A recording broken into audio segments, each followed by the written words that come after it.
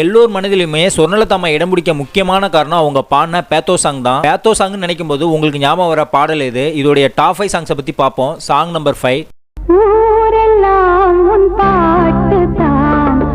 Song number 4 வந்து பார்த்தீங்கன்னா 2 பாடல்கள் வந்து பிடிச்சிருக்கு. 2 பாடலுமே பெண்களின் காதல் வழியை நமக்கு உணர்த்திய பாடல்கள்.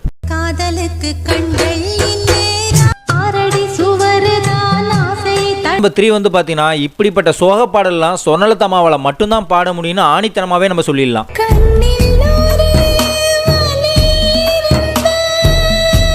சாங் நம்பர் 2 வந்து பார்த்தீங்கன்னா இந்த பாட்டை எப்போ கேட்டாலும் லவ்வர்ஸுக்கு இடையான பெயினை நம்மளால உணர முடியுங்க.